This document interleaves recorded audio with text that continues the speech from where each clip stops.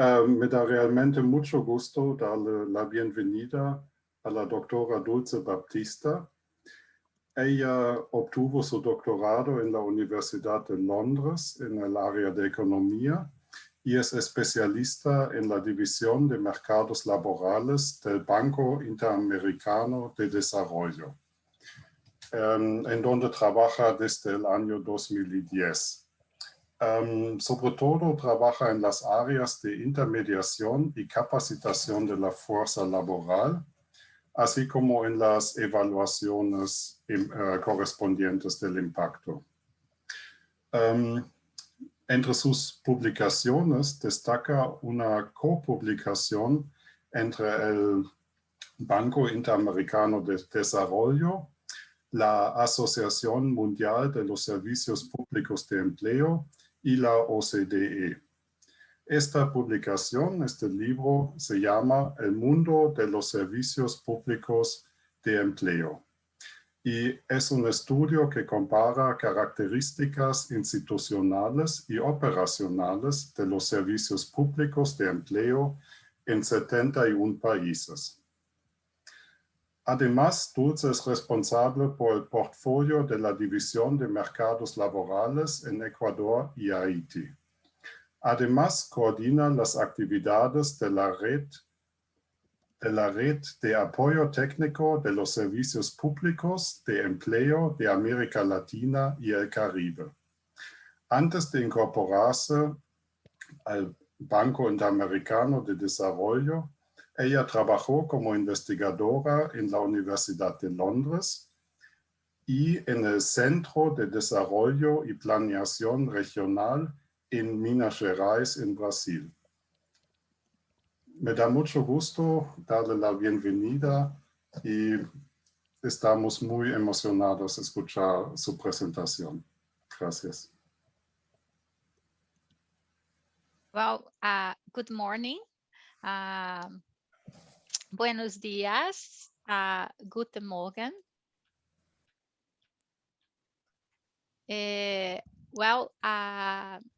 I'm delighted to be here with you today, and I'm very grateful for the opportunity that EU-LAC and the University of Hamburg is giving us to share this space for reflection and conversation on this very important topic that is the sustainable and inclusive recovery in Latin America and in the Caribbean.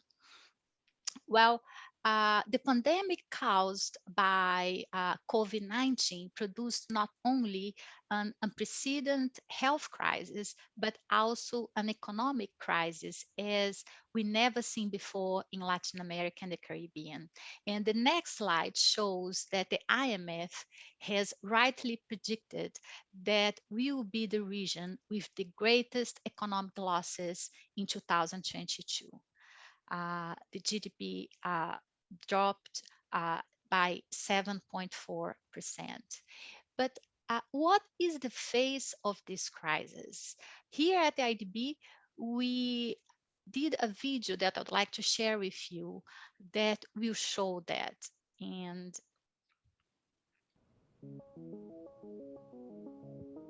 La pandemia ocasionada por el COVID-19 no solo ha generado una crisis sanitaria histórica en los países de América Latina y el Caribe.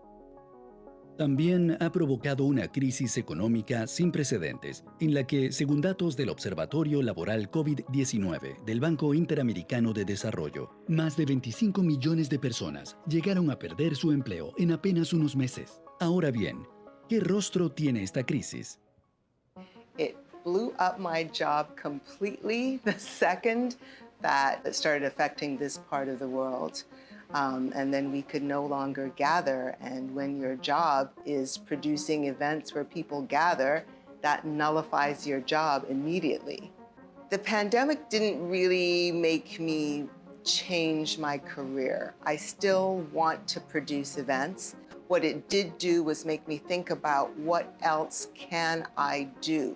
What other skills do I have that can generate income?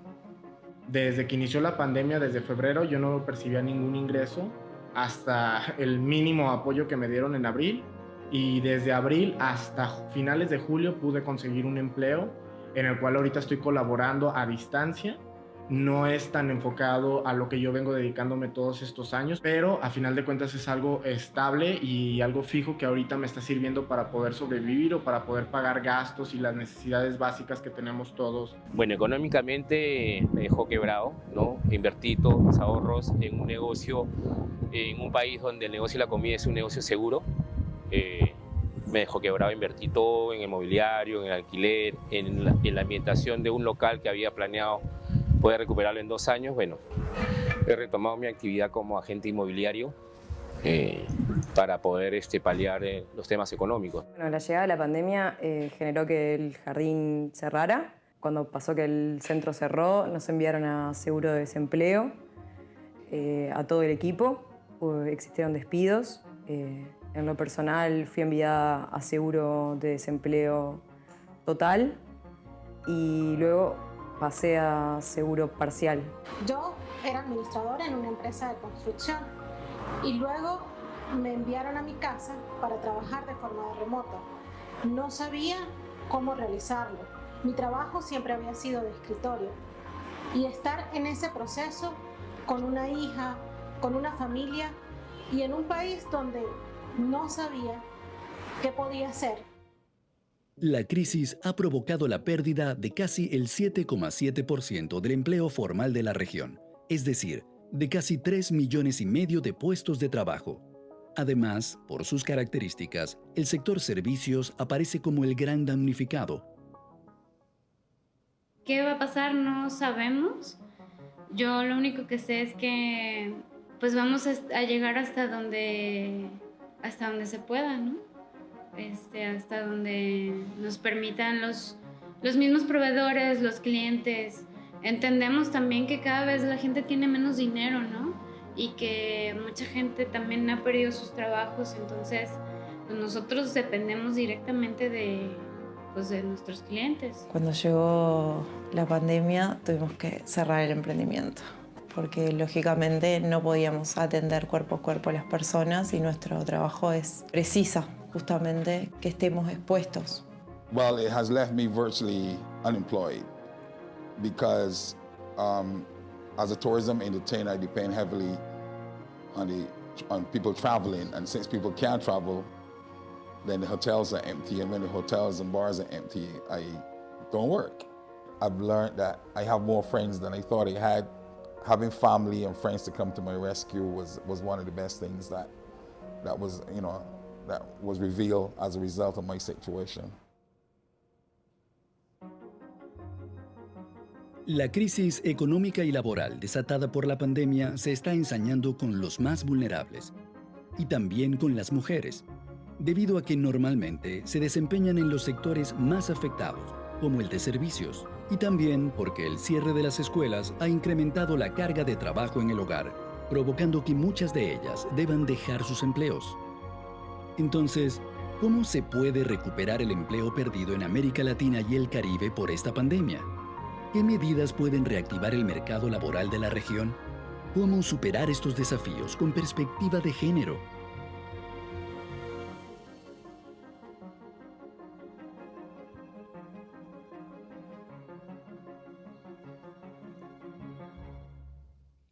Well, this video shows that the COVID pandemic is having a profound impact in our labor markets. And this translates into serious losses for the well-being of millions of people in our countries. And in order to address the real magnitude of the problem, the IADB group has developed its vision, Reinvest in the Americas. This is our roadmap to achieve a sustainable and inclusive recovery in the region. And it's based on the reactivation of the productive sector, the investment in human capital to increase productivity and skills development, and to strengthen our social security systems. We believe that these are the core components to help countries face the serious structural problems that its labor markets have been experiencing even before the pandemic. Next, I'm going to speak with you about the four serious structural problems that the region has been facing. In the previous slide, we were talking that the first structural problem is that the region has made minimal progress in creating good employment opportunities. The progress that we made in the first half of the 21st century came to a halt before the COVID-19 crisis arrived. In 1998, 27% of the jobs in the region generated middle class income and were protected against risks. And that number only increased to 34% in 2018. At this rate, it would have taken 130 years for the region to reach a coverage of 80% of good quality jobs. In the next slide, we will talk about a second structural problem that is that the labor productivity has grown at a lower rate than in other world regions. Labor productivity grew by an average of 1% each year over the past 3 decades. And even the region's high performers are well below the productivity growth observed in countries like the United States, Asia, or Western Europe. In the next slide, you're going to see that the third structural problem is that our labor markets are highly informal. More than half of the workers in the region have informal jobs. In fact, in some subregions like Central America and the Andes, only about 30% of the jobs are formal.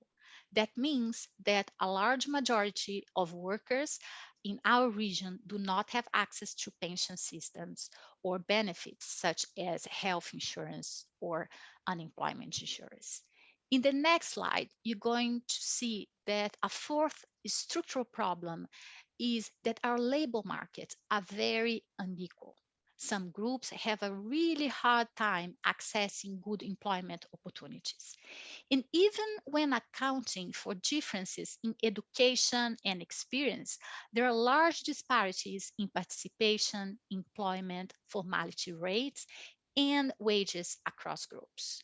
On average, women, persons with disabilities, Afro-descendants, and indigenous people have lower rates of labor force participation, formality, and wages. Next, we are going to talk about the effects of the pandemic on the labor markets. And as you see in the next slides, the pandemic threatens to set countries back in all these areas that we talked before. For example, one of the biggest marks of COVID-19 in the labor markets in the region has been the destruction of jobs, which has put more than 31 million of people in the region out of work.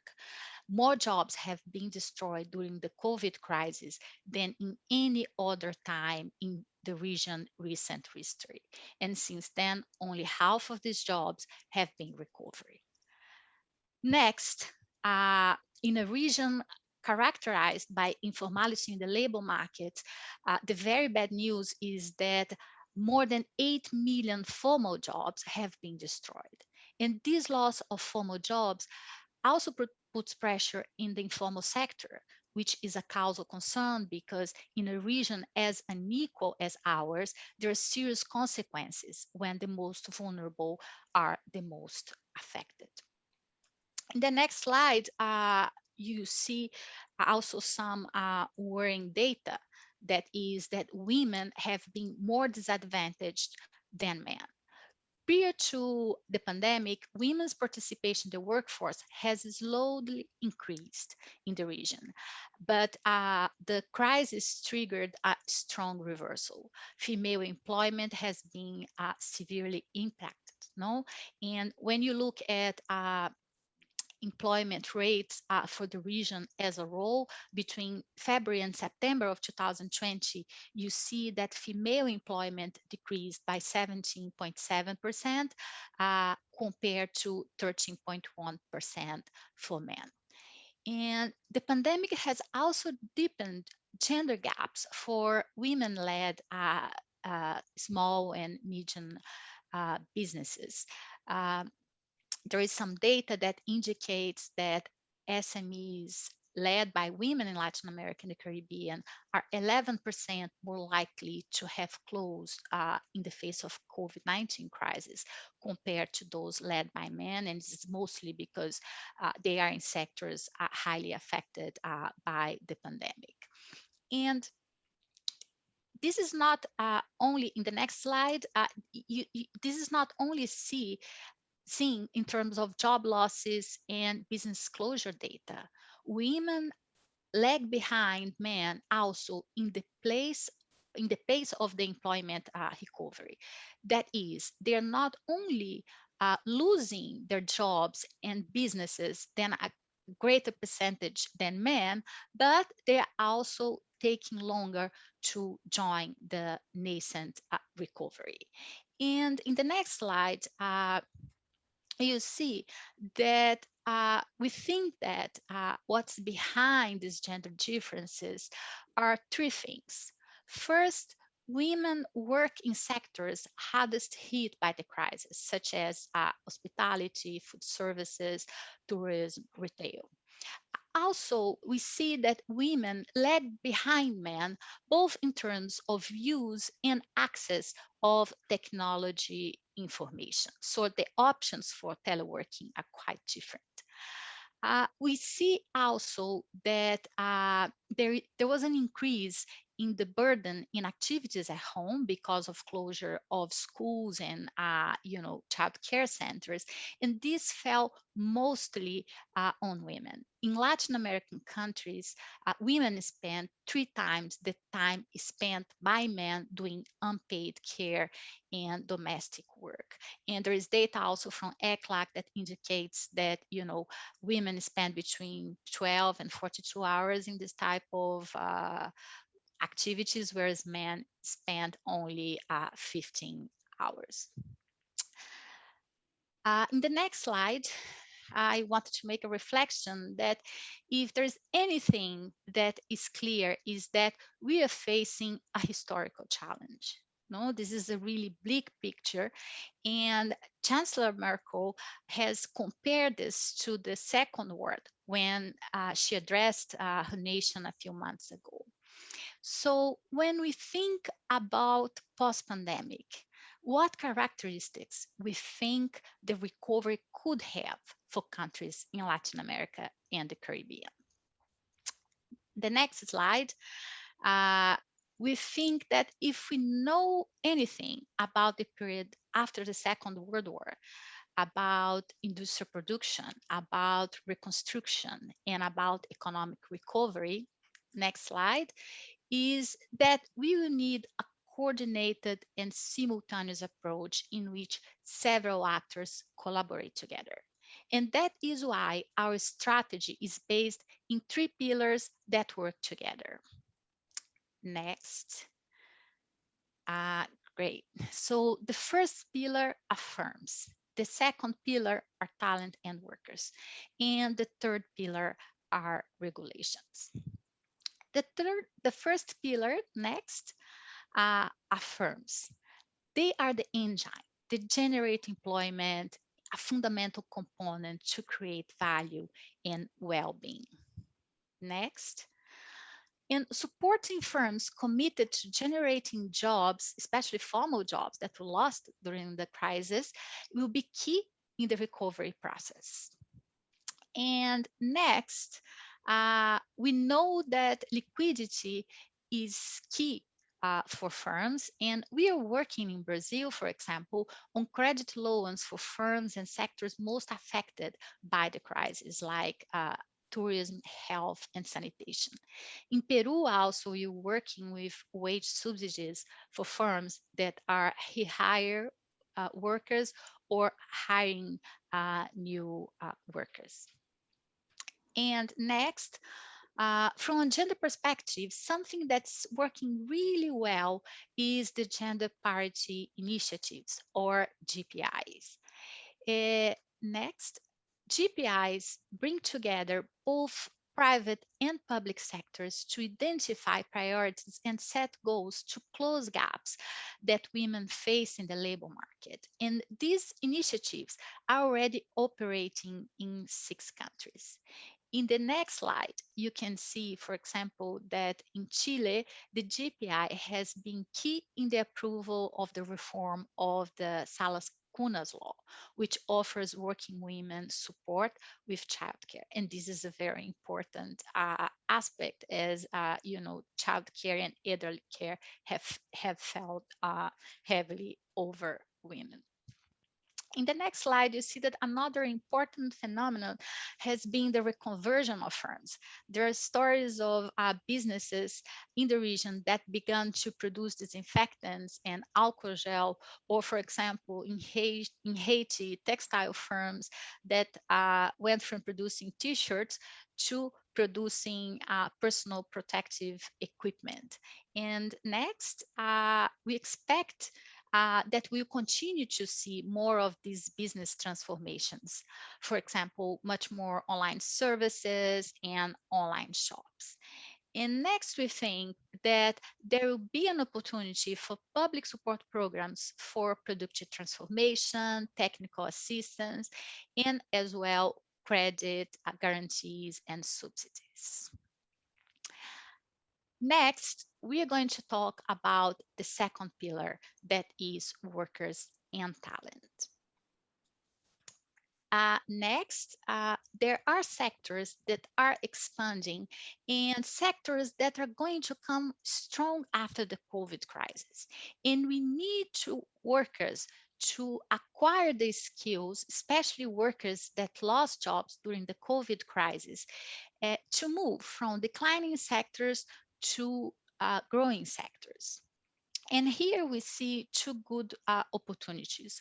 One is the digital economy, the other one is the green economy. Next, let's talk about the digital economy. Digitalization often was regarded as something far in the future in Latin America and the Caribbean, but it has taken off during the pandemic. The pandemic changed the world of work in the region. Teleworking, working on digital platforms, and online learning is now part of day-to-day of many people in the region. The numbers next, the numbers tell the story. First, we see a great demand for teleworking applications. The download of these applications were multiplied by 20 times between January and March of 2020. Second, we see a lot of people looking for opportunities for income generations through digital platforms. Download of apps like Uber and Glovo increased by 50% between January and March, and freelancing apps like Orkana and Upwork increased by 30%. We also see a lot of skills development happening through online learning, and downloads of applications such as EDX, Coursera, or Udemy has increased by 183% between March of 2019 and March of 2020. Next, however, there are certain patterns observed in traditional labor markets that are being reproduced in the digital labor markets. First is a lower participation of women in the platform economy. In the region, there are only 40% vis-a-vis 55% in the US. And this could be either because they lag behind in terms of access-based technology, or because they lack the skills to use these technologies. Another trend we see is a gender gap in access to information technologies, generally favoring men. And in the region, these gaps could vary from 1% to 18%. And we also see women making more limited use of digital devices and the internet, what somehow limit their ability to benefit of these new opportunities that are coming up. Next, we will see that countries in the region are aware are already aware of the need of taking action to ensure a more inclusive recovery. And in Guatemala, for example, the program She Works prepared women to work on digital platforms in record time, 6 weeks. And they trained these women in employability, soft skills, and remote work. And as you can see next, today they are working in companies like Facebook, Google, and Cisco. Uh, this type of short, rapid, and inclusive conversion have been applied in other countries as well, such as Bolivia, El Salvador, and the Dominican Republic, with the unemployed because of the COVID crisis. Next, and so that they can quickly return to work in high demand industries such as health, retail, manufacturing, and agriculture. Next, we're going to talk about the green economy. And in the next slide, you see that it's estimated that transformations in technology and production process that make the decarbonization process during the transition towards a zero emissions economy will create 15 million net jobs in Latin America and the Caribbean by 2030. However, maximizing the positive impacts of the transition towards a zero emission economy requires the development of an institutional framework that favors formal employment promotion. And countries in the region have been advancing towards this goal. In Ecuador, for example, they have produced estimates of the potential for green job generation as a result of their environment commitments in the agriculture, energy, transport, and waste management sectors. Next, they are working in adapting the standards of the training offered to respond to skills needs of these, growing green sectors. Then they are also working to develop a green jobs promotion strategy for the public employment service to promote green recovery through reassigning workers towards emerging green sectors and also developing measures to support labor markets insertion of groups like women, ethnic groups, persons with disabilities, migrants, and other vulnerable groups that usually don't have the necessary skills to access good quality green jobs. And this is very important because these groups cannot be left behind. A very interesting example in the case of Ecuador is that figures for the transport section indicate that if specific measures are not taken, women can literally miss the train of the green recovery. If the final demand of the rail passenger transport increases by $1 million, 176 jobs can be created. But because it's a male-dominated subsector, only 50 of these jobs would be held by women. Well, various countries are already currently promoting initiatives that seek to close the gender gap in the transport sector. And in Colombia, for example, Bogota has set the goal of having 195 electric buses with 100 female drivers by 2022.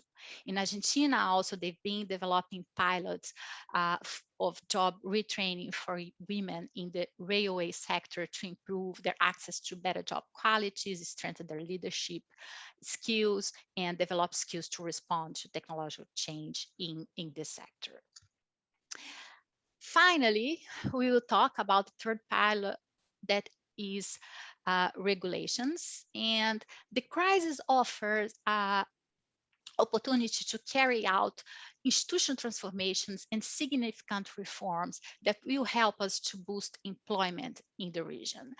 As you can see next, Countries like Argentina, Bolivia, Chile, Ecuador, and Panama have passed laws in record time regulating telework in order to make the firms more resilient to the pandemic.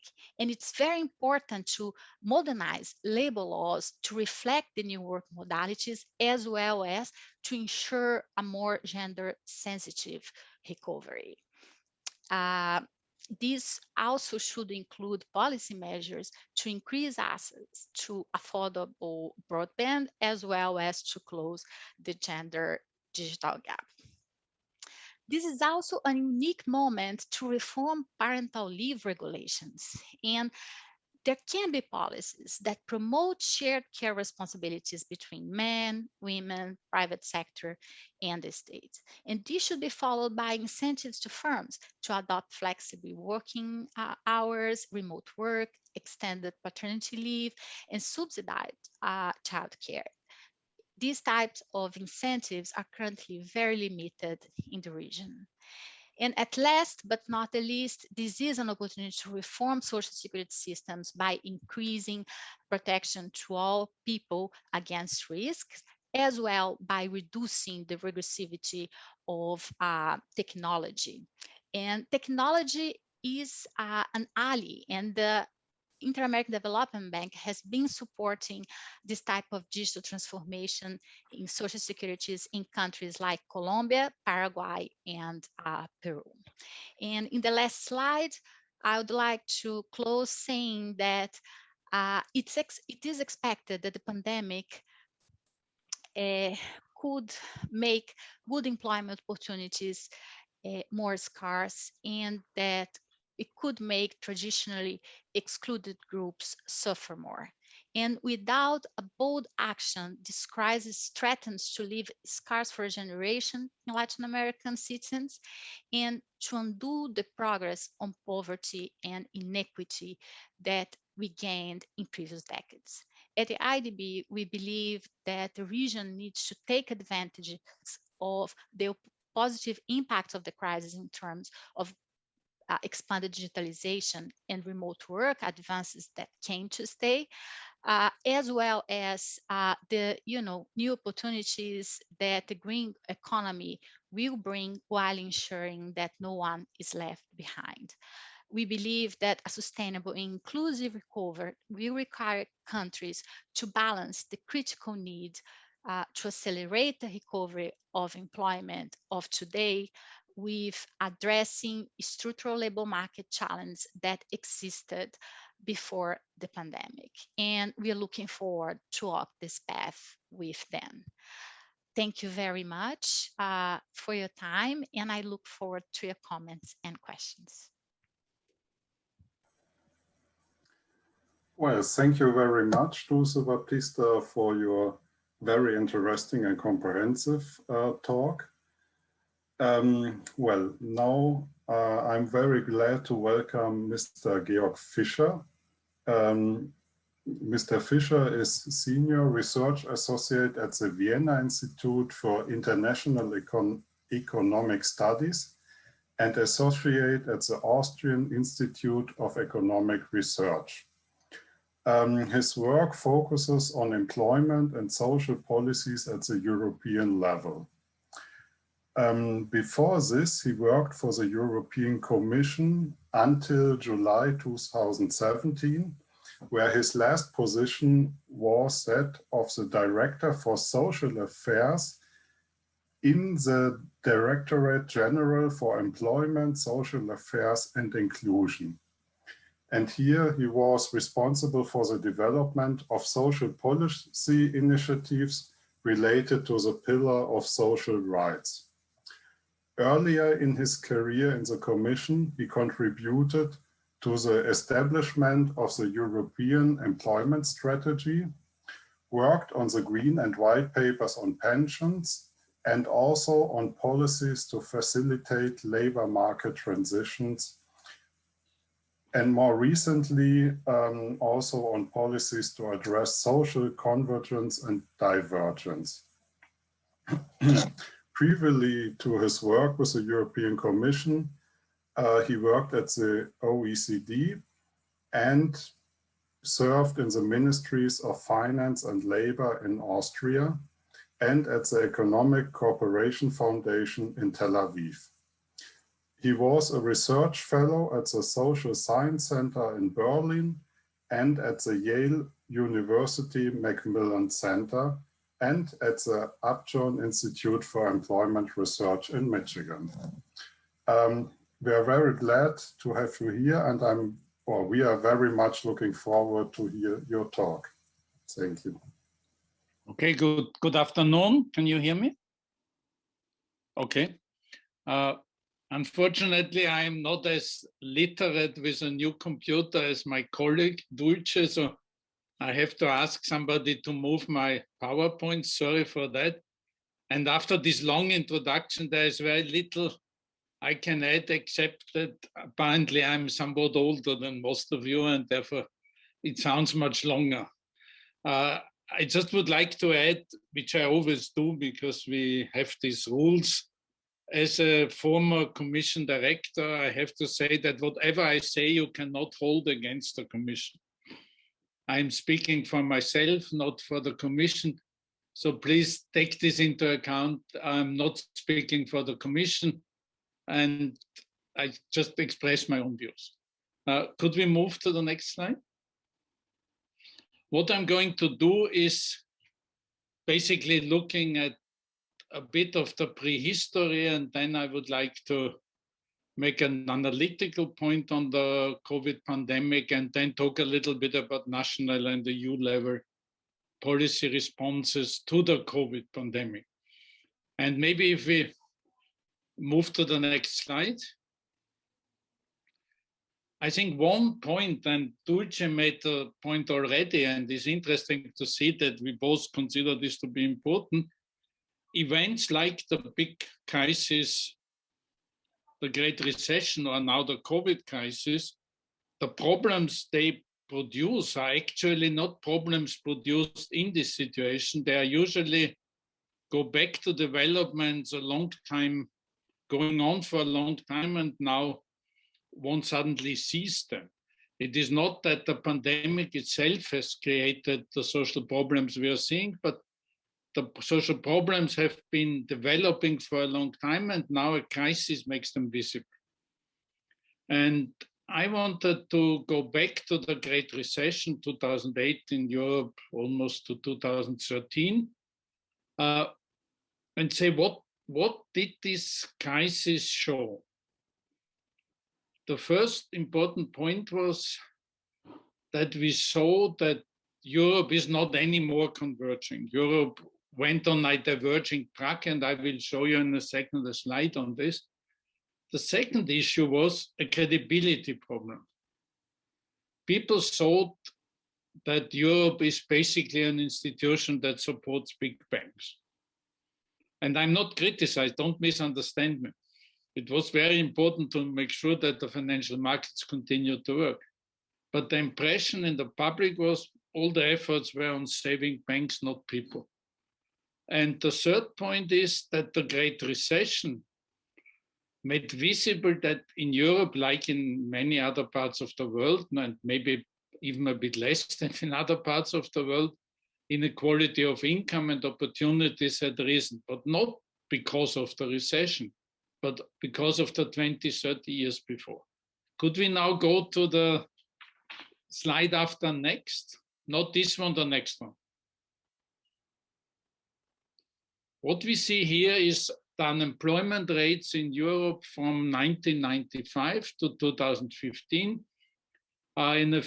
in the biggest member states. And if you look at the year 2007, you will see that almost all Europe had the same unemployment rate, around 7-8%. This is what we call, you can see a convergence process. Spain coming down to this level, Poland coming down to this level, the other countries more or less moving around this level. But then after the Great Recession, unemployment exploded in some countries, including Spain, including Italy. And this is what we call divergence. And now I would like you to go to the next slide. Here we see what happened after. And there is some good news in this. we see that unemployment came down almost everywhere in the period after the Great Recession. And I just take out Spain. In Spain, unemployment declined from 25% to 14%. So this, of course, is a much better situation to face a serious crisis than if one would still see 25%. But 14% is still very high. So in a way, it was more difficult for Spain to face the COVID crisis than for Germany, where unemployment came down from 6 to 3%. Well, of course, the reduction is less impressive, but the level was very low. So Germany was, in a way, in a better shape to face this COVID crisis than Spain. But nevertheless, on the positive side, we can note that also in Spain, in Italy, in Greece, I'm sure we can share the PowerPoints afterwards, so you can look at the numbers specifically. Could we now drop the next slide and go to the one after? And I'm just taking this to, I mean, she used to be a vice president at the European Commission. Now she's the managing director of the International Monetary Fund. And if some of you are old enough to remember the way political leaders talked, particularly those of international organization in 2010 or in 2011, where everything was about the need to get the budgets in order and the financial markets to function well. And basically, the talk was about austerity. Today, the talk is different. And that is very much illustrated by this quote from somebody, as I said, who was at the same, who used to be before vice president in the European Commission and is now the managing director of the IMF. And what does she think? She said, we need to rethink, we need to have progressive taxation in order to raise the resources one needs for more progressive policies. And secondly, she makes the point we need social policies. And I would say if we add to this what is happening with wages and collective bargaining, we do have all the ingredients for addressing the COVID crisis in a way. Could we move on? So what happened when the COVID crisis took place, or still is in a way still taking place? In policy terms, I would say in terms of social policy, the most important fact was that the already existing demand for action on the social dimension in Europe was very much supported. And that is very different from the 2010 situation, let's say. And also countries reacted differently. And in terms of what happened in the labor market, maybe the most important thing is job retention measures. And I will go through them in a second. I just mentioned them here. The idea basically is that people should not lose their jobs. They should be kept in employment, even if it is necessary that public money supports the firms in order to do so. In Germany, this is called Kurzarbeit. I mean, for those who are Germans, they will know about this. Names are different. In other countries, this is called differently. But basically, this was the big thing which happened in the COVID crisis. But I would also like to make the point that not everybody benefited from this. And I will go through this very briefly. In particular, we see that atypical workers, temporary contracts, part-time workers, people in sort of solo self-employed, people who are fictionally self-employed, they benefited much less from these job retention measures, although they did to some extent. Women workers benefited probably to the same extent as male workers, but they were faced with this double burden of continuing the care work and even higher share of care work because of kindergartens closed or schools closed. And we will have a specific look at what happened to the young. Could we move on? Could we go here? So what are these job retention measures? I think you also, most of you know, basically you subsidize, one subsidizes companies for keeping workers they don't need at the moment to the full extent or partially not at all.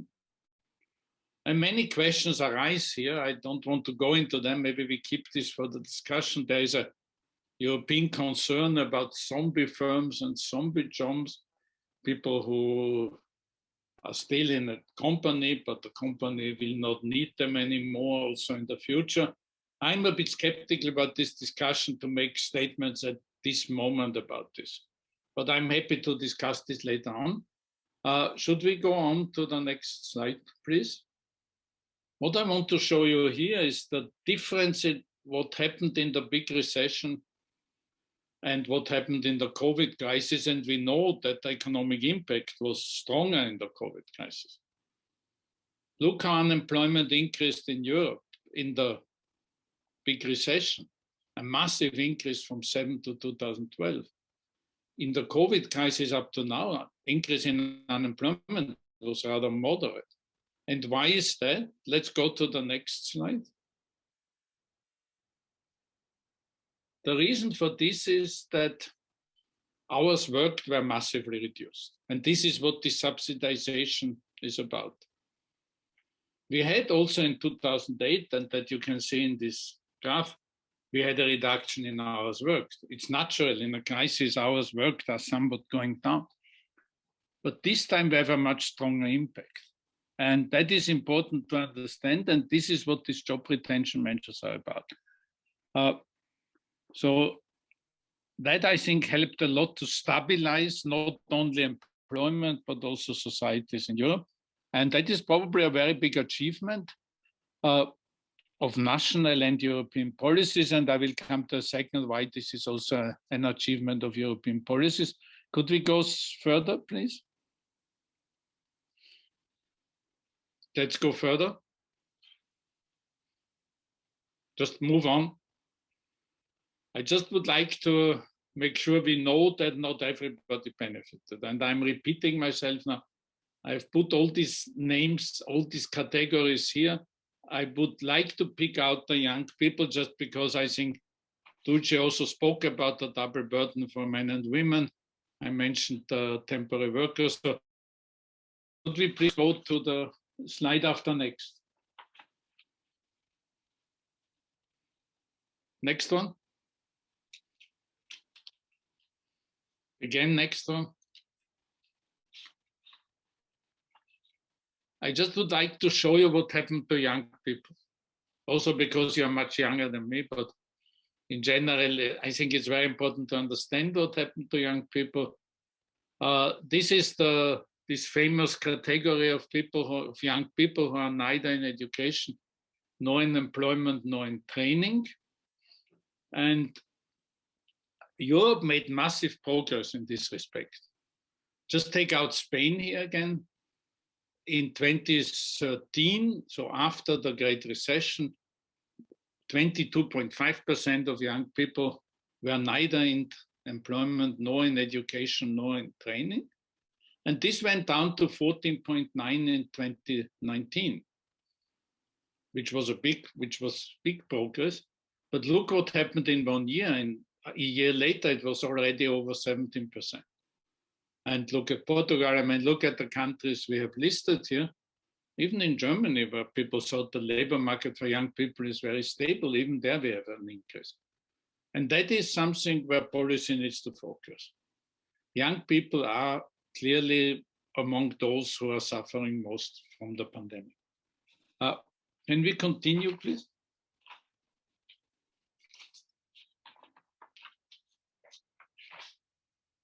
So now I want to go through, and I don't think we are already there, that we do enough, by the way, for the young people. Let me now describe a little bit what this different response was I mentioned this time in comparison to the big crisis. The first thing which happened was it may sound a bit strange for those who are not from Europe, but for us from Europe, it's not so strange. Europe has strict rules on budgetary performance. So the first thing the EU did was to lift these budgetary restrictions, which then allowed member states to spend 4 to 5% of their GDP on direct fiscal expenditure and 25% of GDP to help companies with guarantees and liquidity support. The other totally new thing was that the EU itself put out a program, a recovery plan, with a very substantial amount of money for European standards, 750 billion and another trillion on the normal EU budget. Then I would like to mention, but not discuss this here, is the monetary support through the European Central Bank and the ESM, which was the only instrument which existed in the big recession and which has a very bad reputation, and therefore it was used very little, interesting. And the European Investment Bank, I think the brother or sister of the Inter-American Development Bank, of course, helped companies. But I would like to spend 1 second on SURE, a specific 100 billion European program, which absolutely did not exist in the Great Recession, which had the purpose to support member countries in funding, I would say briefly, short-time work schemes, job retention schemes. And that was very effective. It helped a country like Spain, a country like Italy, a country like Poland, to run these programs and to keep a lot of people in jobs. And there's an estimate that it was about 30 to 40 million European workers who got support in this way. And the Spanish first Vice Prime Minister, Nadia Calvino, who also used to be a commission official in the past, she said, this time we do not support only banks, we also support workers. Could we go on? Could we just move on? It is interesting to see that in this policy success of the, let's say, of doing something for workers, not only for the banks, behind that is a policy shift in Europe where the social side of Europe claims a bigger stake in EU policies. And there's a whole set of policy targets and ideas about what Europe could do more in terms of social policies. One particularly important, in my view, is reinforcing the youth employment guarantee and the newly created child guarantee. I mean, if you'd like to know more details, I could say something later on. Maybe we move on.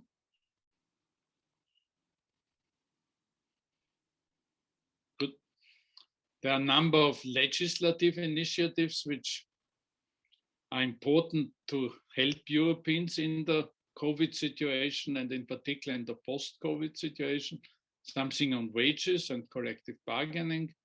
And a particularly important point, of course, highlighted by the pandemic, but again, nothing which didn't exist as an issue before the pandemic, but which was really highlighted by the pandemic, the situation of platform workers, what rights they need to have in order to perform their work well and to be able to live on this. The issue of gender violence, I think Dulce mentioned this also in Latin America, and the recommendation of minimum income, and the whole issue of how to balance work and life and how to share out between men and women. Could we just continue? So my concluding PowerPoint, because I think it's time to conclude, is this is all the result of a summit in Porto in Portugal under the Portuguese presidency. And so they made a strong point, Europe needs a stronger social dimension. But I'm honest, I want to be honest with you. I don't think we can say by today whether this will succeed in the longer run.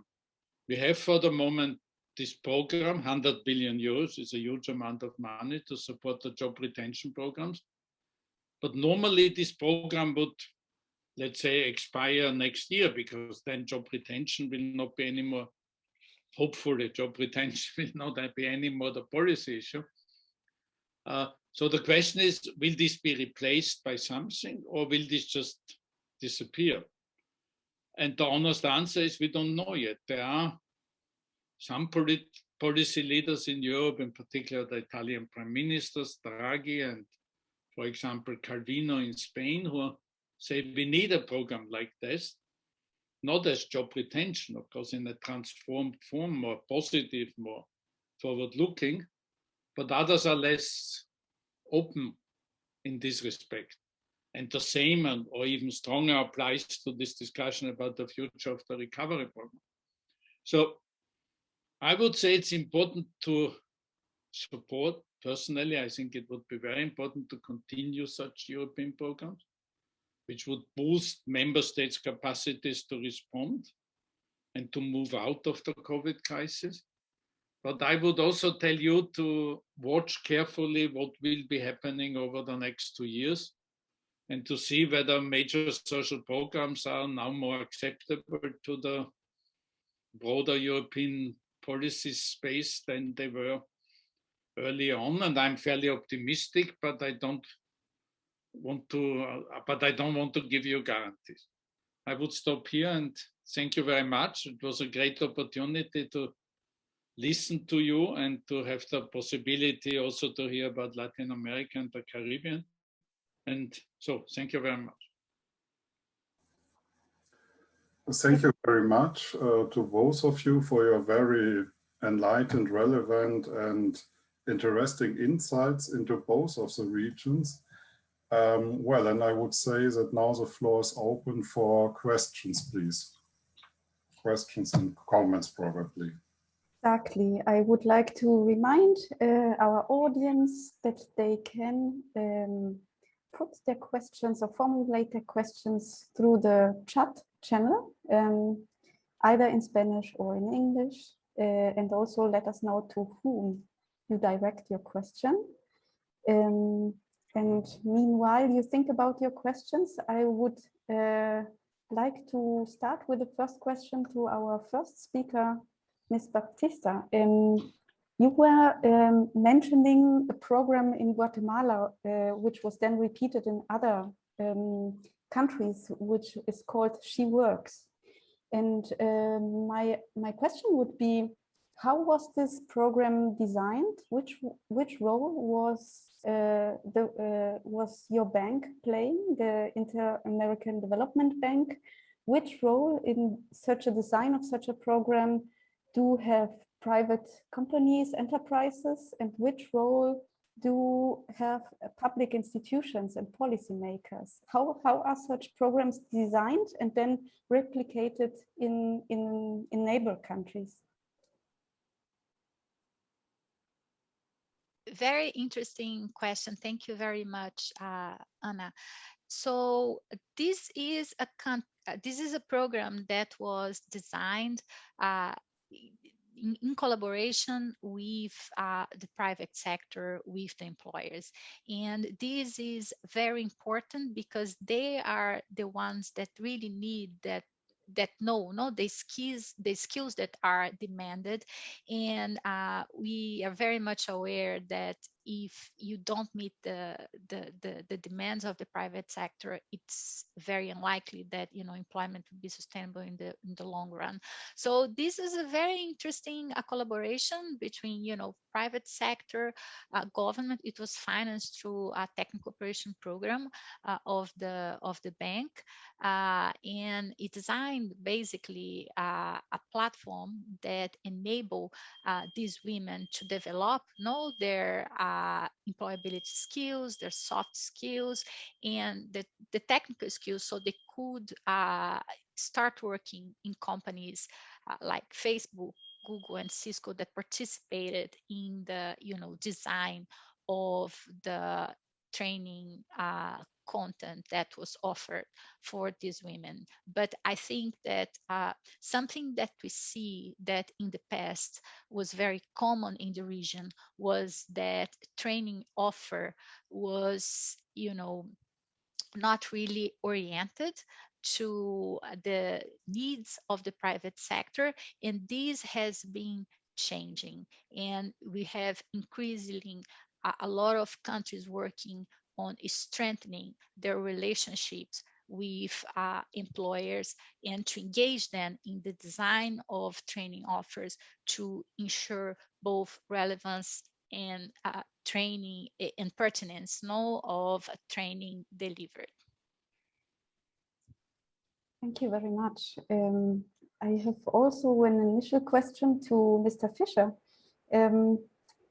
Is my impression right that you would like to tell us that there was a sort of lessons learned of the responsible politicians at the EU level and at the national levels in the European Union when you were making this comparison between how the reaction was to the crisis of 2008-9 in comparison to the COVID-19 pandemic? Is this this focus on austerity and on firms and banks primarily, and this shift towards firms and banks, but also a tremendous social spending, is this can it make us hope that politicians learn a little bit from what is going on? Okay. Yes, it's my hope. Obviously this is my hypothesis that, some of those might not be the same people, but some are. Draghi was the president of the European Central Bank at the time, no? And he certainly wouldn't have been that favorable about a SURE program where he now asked that this should be he didn't only welcome 100 billion euro, which is a huge amount of money for European standards, but he also asked this should be continued and changed. So yes, I think they do learn. Of course, he also changed job. It might be that as an Italian prime minister, you see the world slightly differently from ECB president. But therefore, I found this quote by the present IMF director, managing director, so interesting. That clearly indicates that this is the same person. So, yes, I do think perception change and policy has changed. The question mark is how long will this continue? And moods can change. And Anna, I assume you live in Germany. So you follow German newspapers and you can see how already here and there some journalists, important journalists say, well, this is all very problematic because we are spending the money of the future and the young people then have to earn all this. There is, of course, there is something happening also.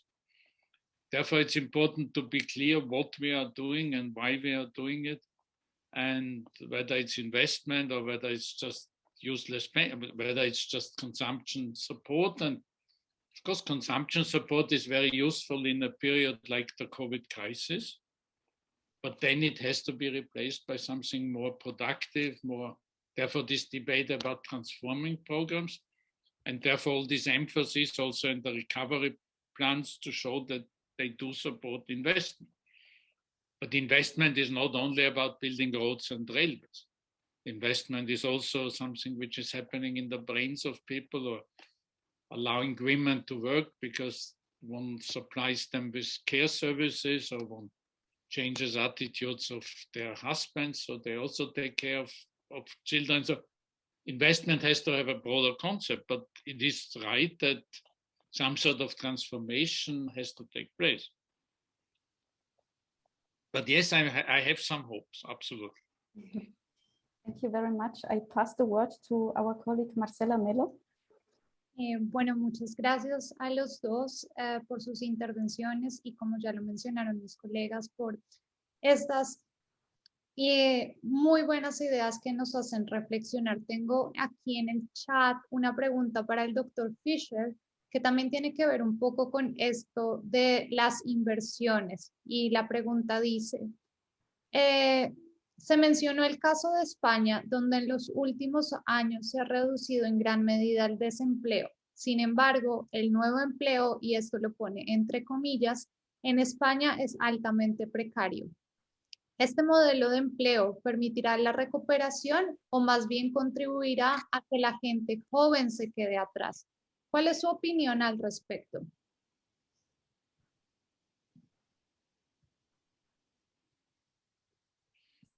This is the $100 question, or the $100 billion question. No, I do think that Spain is on a good way. I mean, I'm not a Spanish expert, but I looked at the recovery program of Spain. I think there's a lot of ideas about how to create jobs also for young people. And I think there's also now an awareness in Spain that this segmentation of the labor market between jobs for the young, which are temporary, which only last 3 months, and which do not really allow a lot of human development, and other jobs which are there forever. I think there is an awareness that something has to change in this respect as well.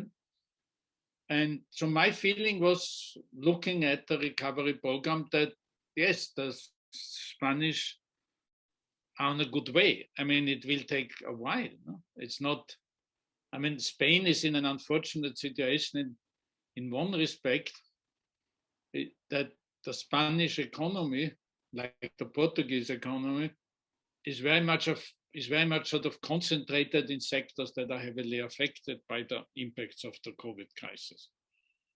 That's very unfortunate, but this is not the fault of Spain. I mean, this is how economic structures have evolved and where also comparative advantages are. So I think that is an issue Spain will have to deal with, and Spain will have to diversify. But I must say I'm reasonably optimistic about Spain, personally. I can say I've convinced Marcella only half. Huh? Thank you, Mr. Fischer. I would like to pose a question to Dulce Baptista. One of the 3 pillars that you mentioned that were important is the regulation pillar. And I was wondering whether you could perhaps mention 1 or 2 very interesting and recent laws or legislative programs that have been launched by one of the countries in Latin America or the Caribbean, for example, on affordable broadband, or for example, to regulate telework or parental leave regulations. That would be, I think, very interesting to know whether there are already good examples on the way or already implemented. Yeah, I think that definitely in terms of parental leave, the example of Chile, of the reform of the Salaconas, is a very good example of a recent reform, and that was, pushed by these GPIs, these private public partnerships. And I think this is probably something that should be, pushing ahead by initiatives in other countries as well. I think that it was very interesting how during the confinement period, very quickly, several countries, as I mentioned, like Panama, Ecuador, Chile, had approved no change in the regulation of telework, so to make it more reasonable. I remember that, for example, in the case of Colombia, there was a situation that previously they had to have someone to go to the house to make sure that there was occupationally healthy place for a person to work, and they managed to change that because it wouldn't be possible or viable knowing that context to have that. So you clearly can see that the pandemic somehow make it possible to make changes happen that previously and perhaps without the pandemic we wouldn't be able to see. What we want to see is that more of these changes in labor law come to make it this flexible work arrangements permanent, but also ensuring that workers are protected, right, within these arrangements. Bueno, tenemos dos preguntas más. Diego Durán asked, thank you very much for this stimulating presentation. Let me address a question to either or both panelists. What will be the main teachings that the pandemic has left regarding legislation on informal work? Are there any successful initiatives on international cooperation in this regard? I don't know if you want to comment in this question, or I should, okay, please go ahead, Mr. Fischer. I can't say something about international cooperation, but I think it's a very good question. For a long time, economists either didn't really believe this, but economists argued informal work is after all not so bad. It gives flexibility to the labor market. It provides services which are needed, and the labor market is a bit rigid, so informal work is after all maybe has something useful about as well. But I think what the pandemic showed, and I'm just thinking about Germany or about the other EU countries, that informal work is just, these are unprotected people. These are people who deeply suffer in a pandemic because labor law doesn't apply to them. Labor inspectors don't really look after them. There is no collective organization to help them. So I think what changed in Europe is that there is much more attention being paid now to people in informal or semi-informal employment. And I mentioned the issue of that the European Commission plans to issue a directive on platform work. That will be a European, not an international, but that will be a European instrument to regulate working conditions in an area that is very close to informal work. So I think that would be my answer, but you have a lot going on also in the legislation in this respect. But I think this action on platform work will be something, at least at European level, to address the issues we are talking about. Yeah, and for Latin American region, I think that informality, like the pandemic, kind of revealed some additional dimensions regarding the true costs of informal labor. That is the impaired ability of states to respond to shocks, because informality in the region not only implied a disconnect from the state, but also a disconnect from financial institutions. Many informal workers, in particularly women, they have no bank accounts, and there is data that shows that 57% of people with 15 years and more, and most of the poorest 40% people in the region don't have neither a bank account nor mobile money services. And that makes it impossible for you to reach out to them and support and do some sort of income protection. And the other thing is that informality in the region made it containment policies really complex, because without access to coverage against unemployment or sick or healthcare, informal workers, I mean, were unable to stay home, no, and follow the advice of public health officials. So, and even like people in Latin America and the Caribbean, a lot of health access comes through the, a formal job, and people who were unemployed or were informal workers, they just didn't have access to health service.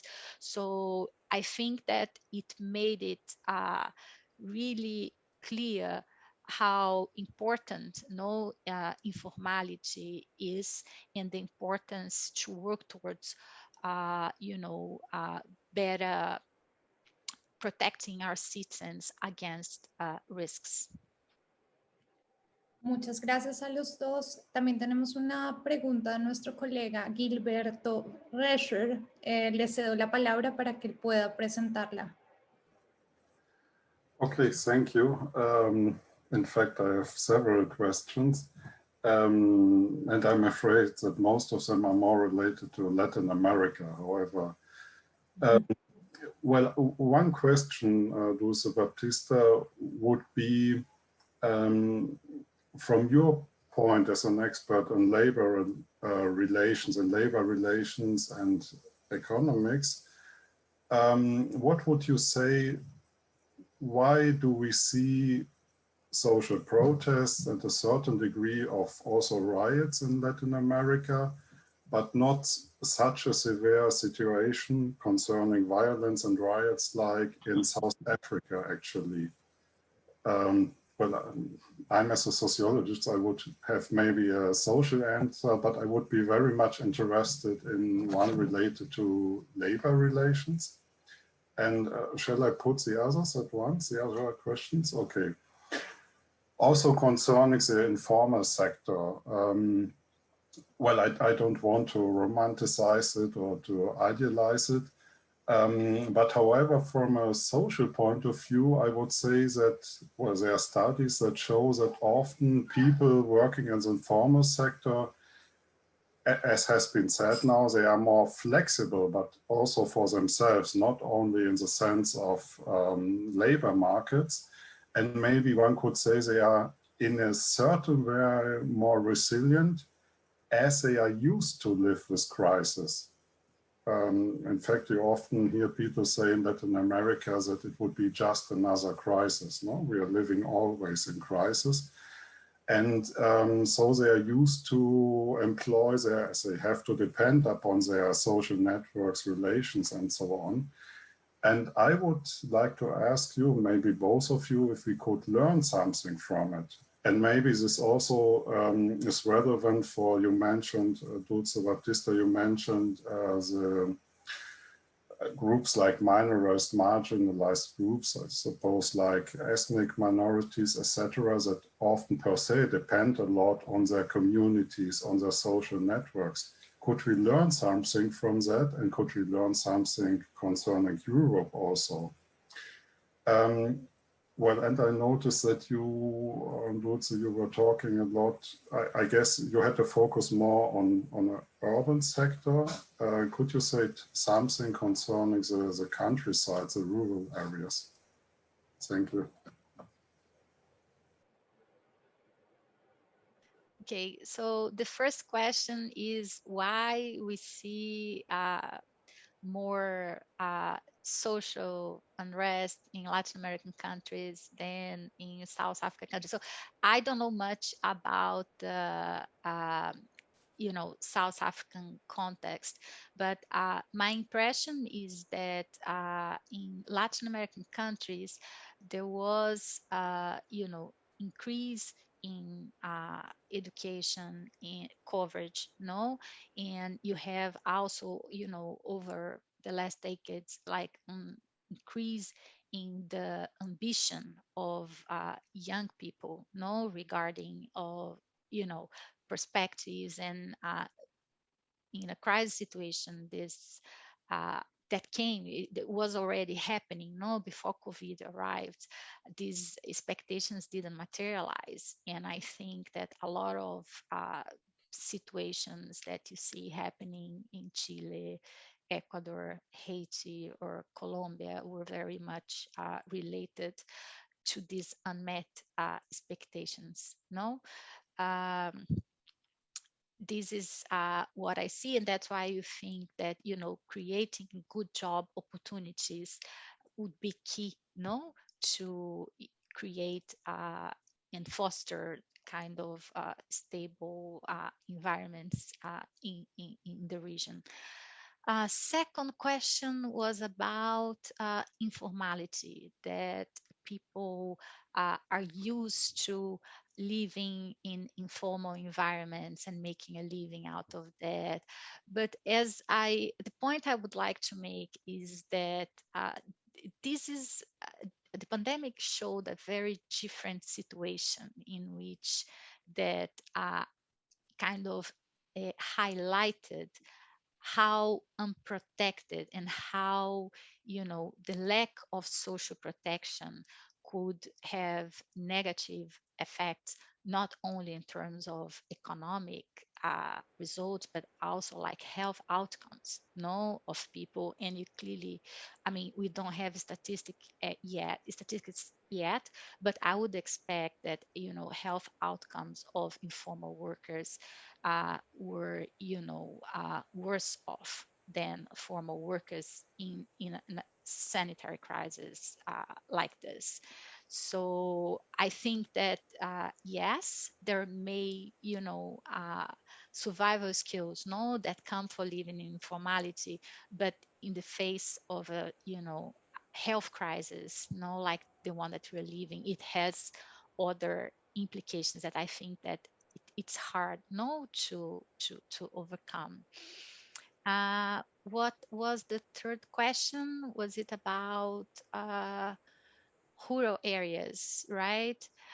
Listen, we something we've been looking at is, and this is something we are trying to tie with the green jobs agenda, is to identify opportunities, no, to connect rural areas and, you know, these small businesses in high added value chains to improve, no, the way they can generate income. I think that technical assistance in training and, you know, support for them to kind of create some sort of cooperatives would be very important to enable these areas to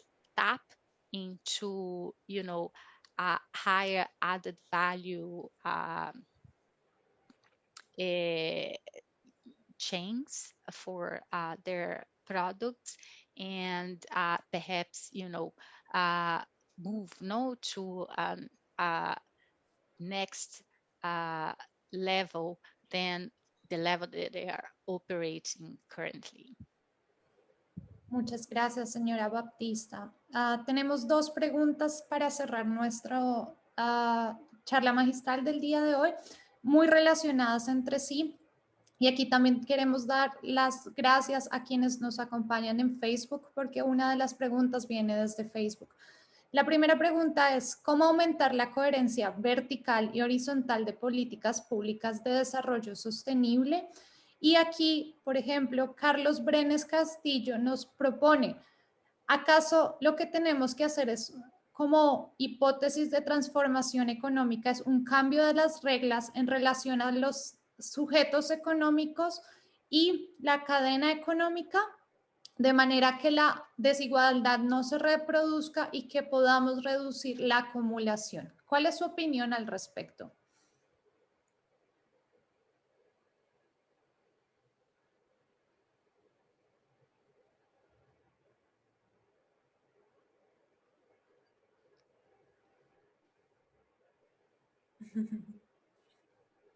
Mr. Fischer, how was your translation? Did you understand the question?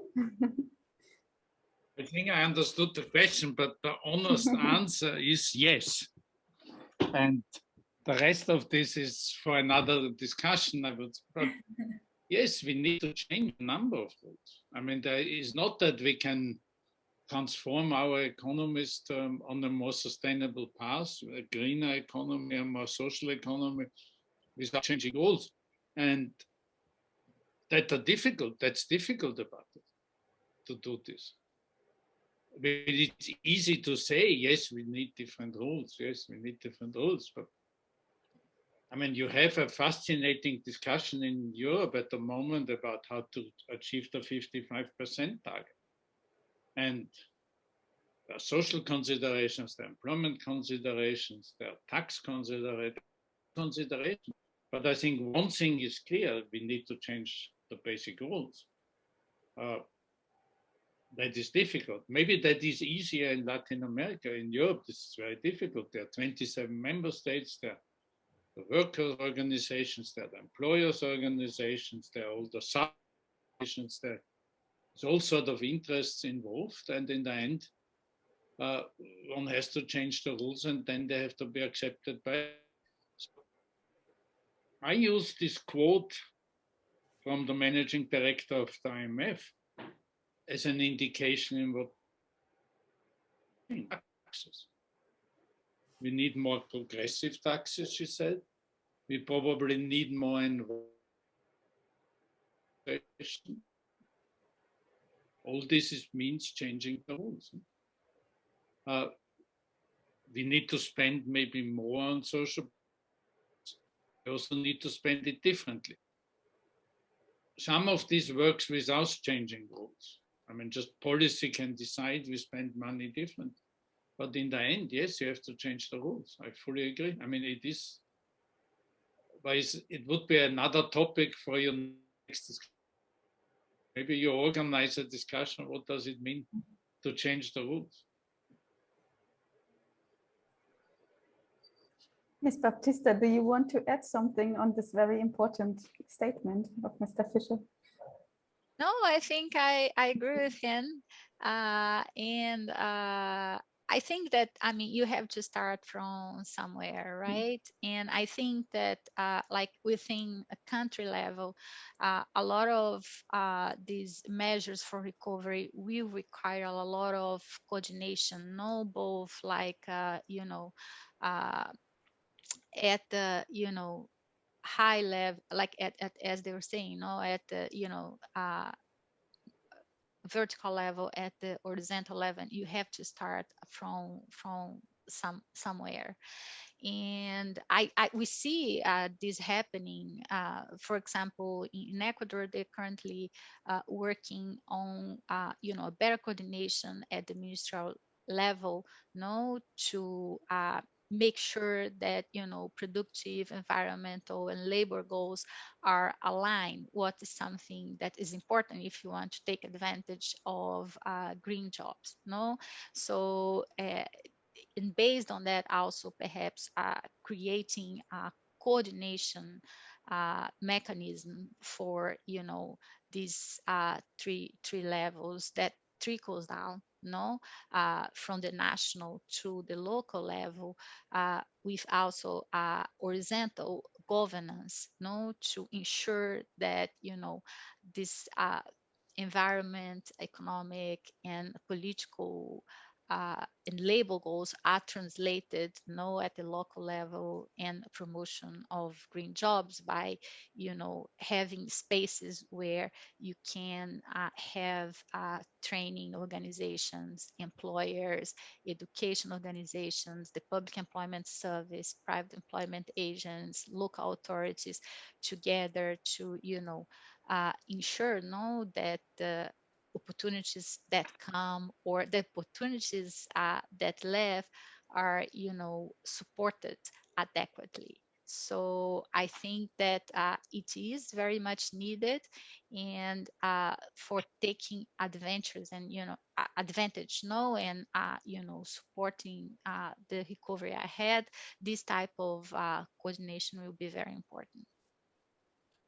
Thank you very much. I'm afraid the time is running short, but as all of us have seen, the topic we were addressing today in our keynote lecture is not one which is just important and relevant for today.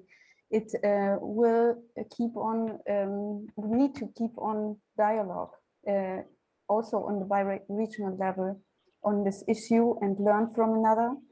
And I hope that we can have you again on board whenever we continue some initiative or program on this, Ms. Baptista and Mr. Fischer, because your contributions were really much appreciated, both by the University of Hamburg and the EU-LAC Foundation, who were really pleased to have you today in this discussion.